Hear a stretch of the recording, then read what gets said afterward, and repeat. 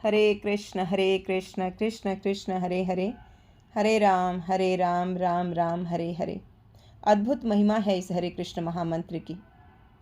हरिनाम ही सभी शास्त्रों का सार है। चारों वेदों का एकमात्र सार जो है वह हरिनाम।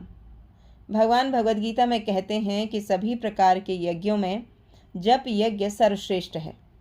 अन्य यज्ञों को करने के लिए ना तो उचित समय है, ना पदार्थ है, ना ही हम योग्य हैं, ना ही कोई पुरोहित है जो स्पष्ट उच्चारण करके यज्ञ को संपन्न करे। तो ये सब कलयुग में असंभव है। कलयुग में यज्ञ करने के लिए स्थान देखना पड़ता है, ऐसा शुद्ध पवित्र स्थान हो, उचित समय देखना पड़ता है। यज्ञ संपन्न करने के बाद कितनी धनराशि मिलेगी? यज्ञ कराने वाला व्यक्ति भी स्वार्थ के लिए यज्ञ करवाता है। तो यहाँ पर यजमान और पुरोहित दोनों जो हैं वो स्वार्थ के लिए कार्य कर रहे हैं, स्वार्थ देखते हैं उस कार्य को करने के लिए, उस यज्ञ को करने के लिए। तो ऐसे यज्ञ से भगवान कैसे प्रसन्न हो सकते हैं? इन सब के लिए हम बिल्कुल असमर्थ हैं। संस्कृत श्लोकों को याद करना तो दूर की बात है, हम लिखे हुए श्लोकों को ठीक से उच्चारण भी नहीं कर सकते। भगवान परम पुरुष श्री कृष्ण कहते हैं, जो मेरे पवित्र नाम को ही यज्ञ समझकर तल्लीनता से नाम का जप करता है, नाम का चिंतन करता है, ऐसा भक्त मुझे अति प्रिय है। जो व्यक्ति भगवान के पवित्र नामों का जप करता है उसके लिए सभी पाप जो है उसके नष्ट हो जाते हैं, पापों से मुक्त हो जाता है। और यदि भगवान के चरणों में प्रणाम करता है तो दुखों का शमन हो जाता है, उसके सारे जो दुख हैं वो नष्ट हो जाते हैं। आचार्य बताते हैं, नाम और प्रणाम सभी आध्यात्मिक विधि का सार है ना। देह से हमें भगवान के विग्रहों को प्रणाम करना चाहिए, तुलसी महारानी को प्रणाम करना चाहिए, वैष्णव को प्रणाम करना चाहिए और मुख से नाम का जप करना चाहिए।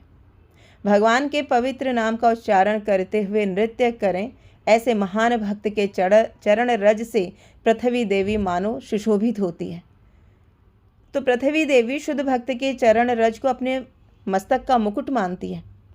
भगवान स्वयं कहते हैं, सततम कीर्तयन्तो माम। नाम जापक का एक भी क्षण वेस्ट नहीं जाना चाहिए।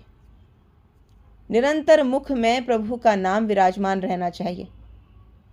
नाचो गाओ भक्त संगे, करो संकीर्तन, अचिरत पावो तुमी कृष्णेर चरण।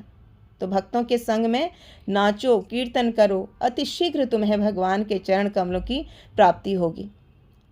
तो तुलसीदास गोस्वामी के जो रामचरितमानस में उन्होंने कहा है कि कलयुग केवल नाम आधारा, सुमिर सुमिर नर उतरे ही पारा।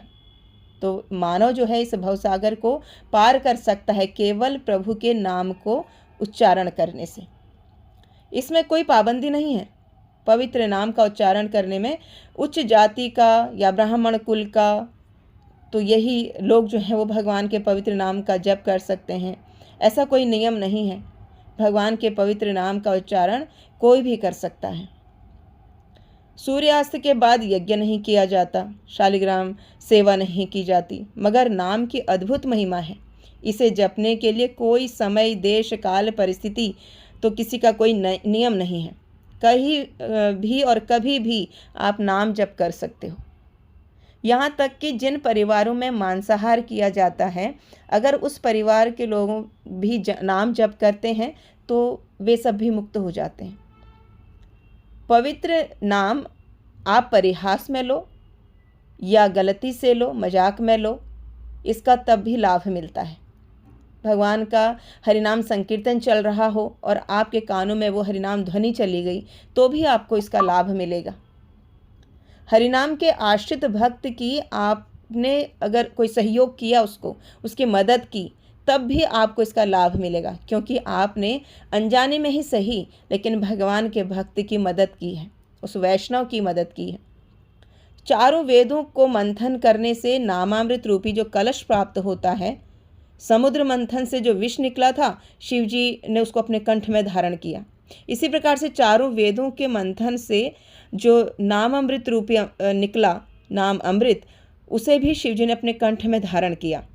शिव जी हर पल राम नाम का जप करते हैं, तो इसीलिए बोला जाता है वैष्णवा नाम यथा शंभु। वैष्णवों में भगवान शिव सर्वश्रेष्ठ हैं।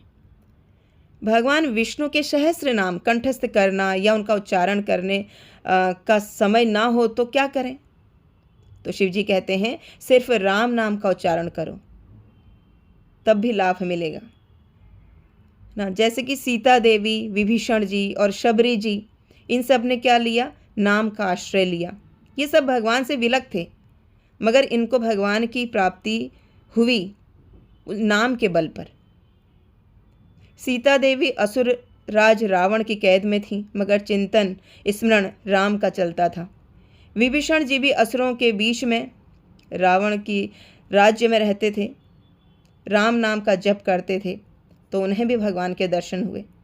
सबरी देवी जो महान ऋषि मुनियों के आश्रम में भगवान नहीं गए, मगर शबरी को दर्शन देने के लिए भगवान शबरी की कुटिया में गए।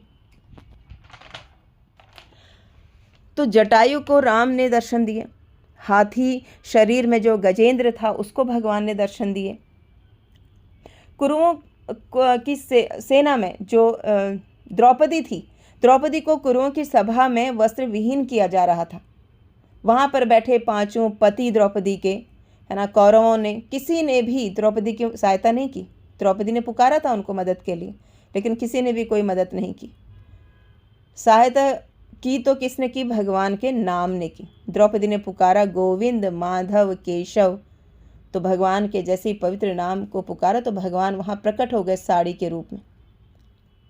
तो जहाँ भगवान का नाम है वहीं प्रभु राम है, जहाँ भगवान का नाम है वहीं प्रभु श्याम है।